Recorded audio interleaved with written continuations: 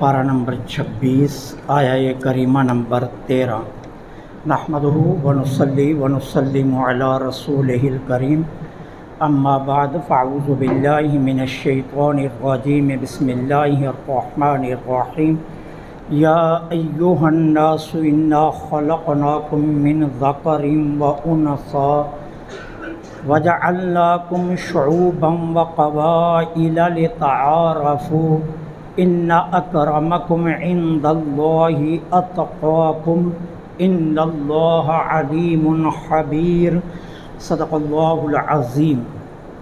یا ایہا الناس، اے لوگو، انا بے شک خلقناکم، ہم نے تم کو پیدا کیا، من ذکر و انثی، ایک مرد اور ایک عورت سے، وجعلناکم، اور ہم نے بنائے تمہارے شعوباً،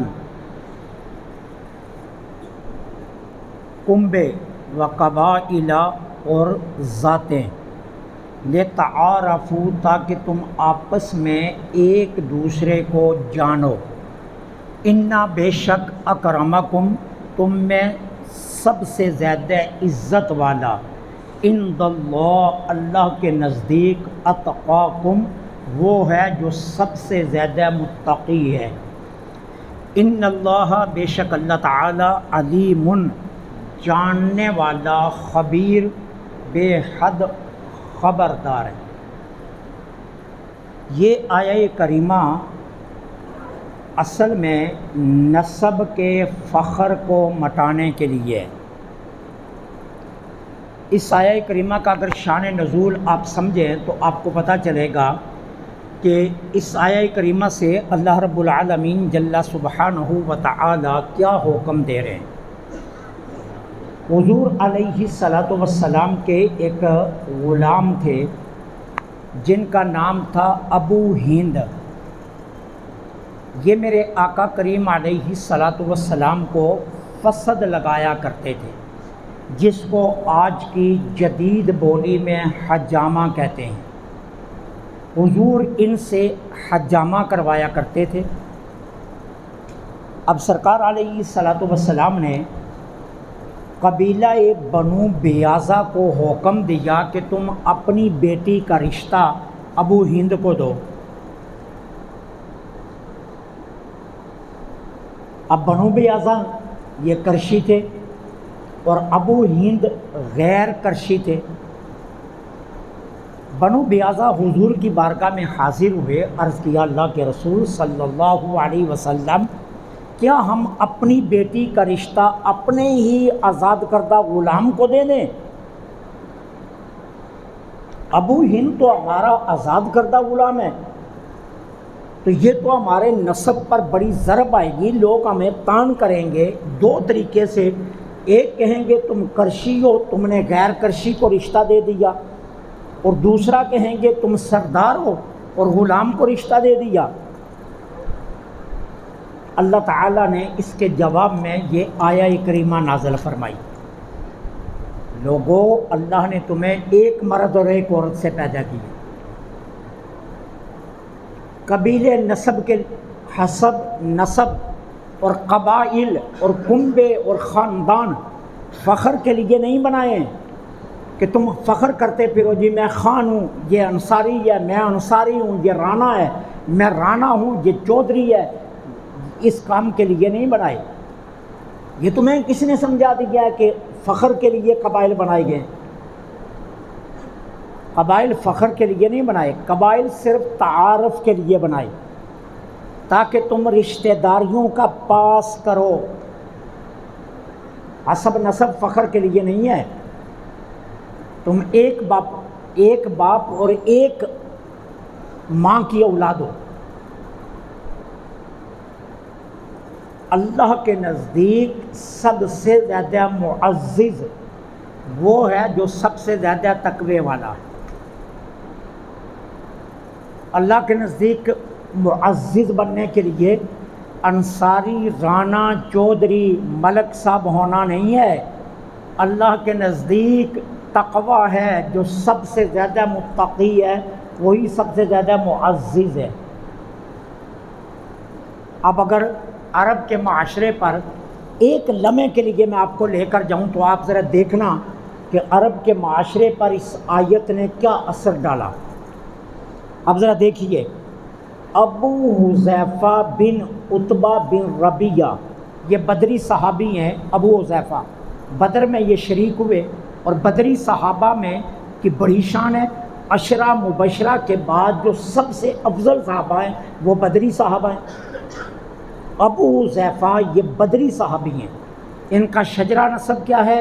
ابو حذیفہ بن عتبہ بن ربیعہ، یہ ان کا شجرہ نسب ہے۔ یہ قرشی ہیں، خاندان قریش سے ان کا تعلق ہے۔ انہوں نے سالم کو اپنا بیٹا بنایا۔ اب سالم جو ہے وہ غیر قرشی ہیں، تو حضرت ابو حذیفہ نے سالم کو اپنا بیٹا بنا لیا۔ اب آگے دیکھیے سالم کون ہے؟ ایک انصاری عورت کے غلام تھے اور انہوں نے آزاد کیا تھا ان کو۔ ایک انصاری عورت کے آزاد کردہ غلام ہے سالم، اور ابو حذیفہ نے ان کو اپنا منہ بولا بیٹا بنا لیا۔ پھر کیا کیا؟ اپنے بھائی کی بیٹی، اپنے سکے بھائی کی بیٹی جس کا نام تھا ہند بن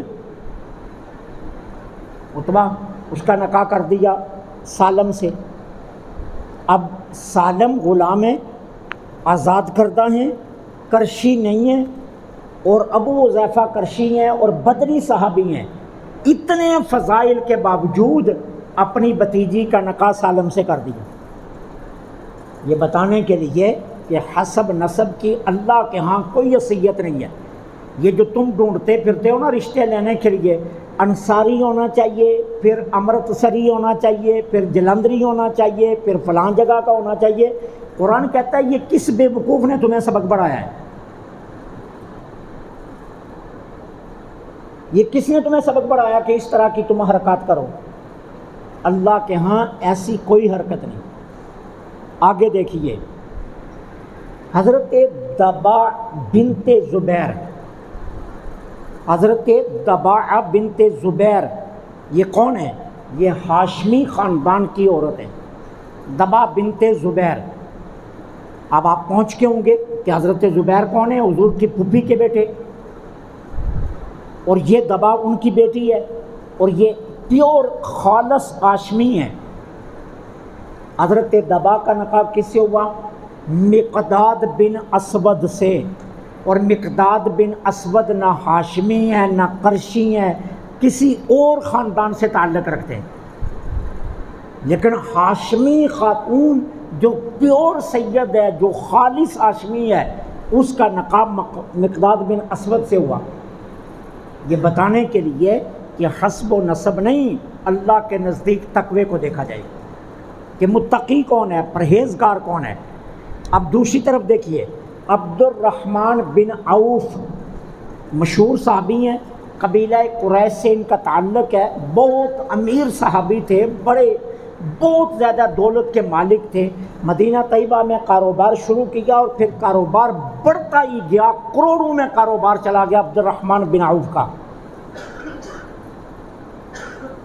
اب ان کی بہن ہے حضرت عبد الرحمن بن عوف کی سکی بہن، اور عبد الرحمن بن عوف کون ہے؟ قریشی ہیں۔ کس کے نکاح میں ہے؟ مؤذن رسول حضرت بلال کے نکاح میں۔ اور وہ کون ہے؟ حبشہ کے غلام، حبشی، رنگ سیاہ، نسب کا علم نہیں، یہ نہیں دیکھا کہ یہ کون ہے، یہ دیکھا کہ اللہ کے رسول کے نزدیک محترم کتنا ہے، تقویٰ اس کا کتنا ہے، تو اپنی بہن کا نکاح ان سے کر دیا۔ اب دوسری طرف دیکھیے، حضور کی سکی پھوپھی کی بیٹی ہیں حضرت زینب بنت جاش، یہ میرے آقا کی سکی پھوپھی زاد ہیں، زینب بنت جہش، سید ہیں، ہاشمی ہیں، کنفرم ہیں۔ ان کا نکاح کن سے ہوا؟ زید بن حارثہ سے، اور زید بن حارثہ کون ہیں؟ جن کو حضور نے اپنا منہ بولا بیٹا بنایا تھا، اور ان کے نسب کا پتہ ہی کوئی نہیں تھا۔ صحابہ ان سے کہتے زید بن حارثہ بتا تیرا نسب کیا ہے، تیرا نسب کیا ہے، تیرا نسب کیا ہے، نسب پوچھتے. تو حضور کی بارگاہ میں عرض کیا اللہ کے حبیب صلی اللہ علیہ وسلم یہ مجھ سے نسب پوچھتے ہیں. تو میرے آقا نے فرمایا ان سے کہو میرا نسب محمد سے ملتا ہے. زید بن حارثہ ہیں، غلام ہیں، بکتے ہوئے پہنچے، حضور تک پہنچ گئے. حضور نے اپنی سکی پھوپھی کی بیٹی کا رشتہ ان سے کر دیا. کیوں؟ قرآن کہتا ہے کہ قبائل فخر کے لیے نہیں بنائے، ذاتیں پاتیں فخر کے لیے نہیں بنائی. ذاتیں پاتیں ہم نے رشتوں کے لیے نہیں بنائی ہیں کہ تم رشتوں میں ذاتیں پاتیں ڈھونڈتے پھرو. یہ تو ہم نے صرف ایک تعارف کے لیے بنایا ہے. اللہ کے نزدیک سب سے معزز کون ہے؟ جو سب سے زیادہ تقوی والا ہے. اب دوسری طرف دیکھیے کف کا کہاں مانا جائے گا؟ کف جس کو ہم کہتے ہیں برادری، برابری، نسب، کف کا اعتبار ہے دین میں. کف سے مراد ہے دین. ہم دنیا لیتے ہیں، ہم کہتے ہیں جی کف دنیا میں چلتی ہے. کف دنیا میں نہیں ہے، کف دین میں ہے. دین میں مطلب کیا؟ کہ جس سے بھی رشتہ کرو وہ تمہارا دیندار ہونا چاہیے. مسلمان کی بیٹی مسلمان کے گھر جائے، سچے عقیدے والے کی بیٹی سچے عقیدے والے کے گھر جائے. یہاں تو ہزاروں ایسے بیٹھے ہیں جنہوں نے اپنی بیٹیاں گستاخوں کو دی ہوئی ہیں، بے ادبوں کو دی ہوئی ہیں. اس وقت جانا ان کو یاد نہیں رہتا کہ اسلام کف کا حکم دیتا، اور کف کا اعتبار کہاں ہے؟ دین میں. کہ دین میں کف دیکھو. کسی بے ادب کو اپنی بیٹی مت دو، کسی گستاخ کو اپنی بیٹی مت دو، کسی نبی کے دشمن کو اپنی بیٹی مت دو، کسی نبی کے بے ادب کو اپنی بیٹی مت دو. کہاں دو؟ جو دین میں تمہارے برابر ہو. اس کا اعتبار کف میں ہے. دین میں کف ہے، دنیا میں کف نہیں ہے. برادری دین میں رکھو، دنیا میں برادری نہ رکھو. اس کا حکم دیا گیا ہے کہ لوگوں تمہیں ایک مرد اور ایک عورت سے پیدا کیا گیا. اب آگے سنو. امام بہقی نے اس حدیث کو بہقی شریف کے اندر نقل کیا. سیدنا حضرت ابو حمامہ رضی اللہ تعالیٰ عنہ کی مرویات میں سے یہ روایت ہے. میرے آقا کریم نے کیا فرمایا؟ لوگوں تمہارا باپ ایک ہے، تمہاری ماں ایک ہے. تمہارے باپ کا نام آدم ہے، تمہاری ماں کا نام حوا ہے. تمہارا باپ ایک، تمہارا ماں ایک. سنو، باپ دادا کے فخر اور تکبر کی جو جاہلیت کے زمانے میں رسم چلی تھی، اسلام نے اس کو مٹا دیا ہے. باپ دادا کی فخر کی جو رسم تمہارے درمیان زمانہ جاہلیت میں چلی تھی، اسلام نے مٹا دیا ہے اس کو. تم سب برابر ہو. اور اس حدیث کے الفاظ سننا، میرے آقا نے کیسے فرمایا؟ فرمایا ایک سا کی طرح برابر ہو. سا کس کو کہتے ہیں؟ ناپنے کا مدینہ طیبہ میں ایک پیمانہ تھا. جس طرح آج ہمارے ترازو ہے، تو ترازو کو پکڑا جائے نا تو اس کے دونوں پلے برابر ہوتے ہیں نا، ایک جیسے دونوں پلے ہوتے ہیں، برابر یکساں ہوتے ہیں. اگر ایک پلے میں بھی آپ زیادہ چیز رکھ دیں تو وہ جھول جاتا ہے. تو دونوں پلے جب خالی ترازو ہو تو برابر ہوتے ہیں. فرمایا تم سب اللہ کے نزدیک ایک ترازو کے دو پلوں کی طرح برابر ہو. کیوں؟ تمہارے ابے کا نام آدم اور تمہاری اماں کا نام حوا ہے. کسی کو فخر کا کوئی حق نہیں ہے کہ دوسرے پر فخر کرے. سنو، سا کی طرح تم برابر ہو. اللہ کے نزدیک معزز ترین وہ ہے جو زیادہ تقوی والا ہے. اور پھر سنو، اگر کوئی تمہارے پاس رشتہ مانگنے کے لیے آئے، تمہاری ذات کا نہیں ہے، تمہاری برادری کا نہیں ہے، تو میرے آقا نے کیا فرمایا؟ اس کے دین کو اور اس کی امانت کو دیکھو.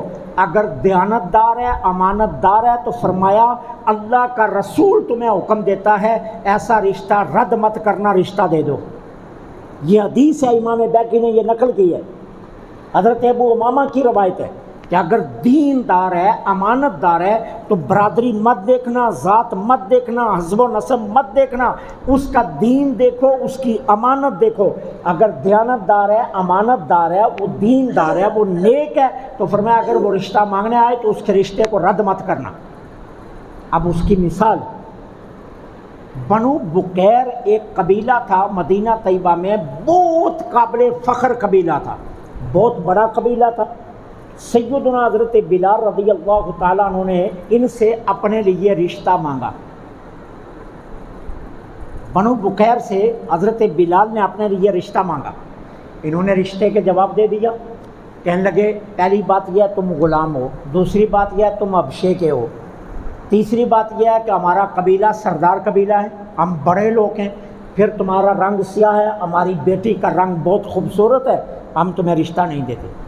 حضرت بلال حضور کی بارگاہ میں آ گئے، میرے آقا بنو بکیر نے مجھے بڑی تکلیف پہنچائی ہے۔ میرے آقا نے فرمایا کیا ہوا؟ ان سے میں نے رشتہ مانگا، انہوں نے جواب دے دیا اللہ کے رسول غضبناک ہو گئے، اور سرکار اتنے غضبناک ہوئے کہ رخساروں سے غضب کے نشان ظاہر ہونے لگے۔ فرمایا کس نے بلال کو ناراض کیا؟ بنو بکیر کو پتہ چلا، وہ بھاگے ہوئے حضور کی بارگاہ میں آئے، حضور آپ ناراض ہیں؟ فرمایا میں ناراض ہوں، بلال سے زیادہ متقی پرہیزگار تمہیں کون ملے گا؟ تم نسب ڈھونڈتے پھرتے ہو، تمہیں شرم نہیں آتی؟ بلال اتنا نیک انسان تمہیں مل رہا ہے اور تم نے اس کو جواب دیا ہے۔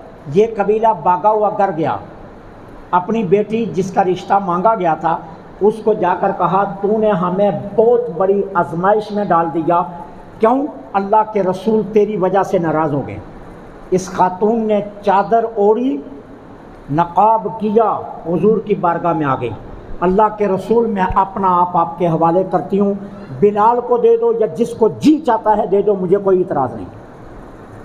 یہ خاتون خود چل کر حضور کی بارگاہ میں آ گئی، اللہ کے رسول میں آپ کی ناراضگی مول نہیں لے سکتی اور میں بلال کو جواب نہیں دے سکتی، آپ کے حوالے کر رہی ہوں اپنے آپ کو، جس کو جی چاہتا ہے آپ میرا رشتہ دے دیں، مجھے کوئی انکار نہیں ہے۔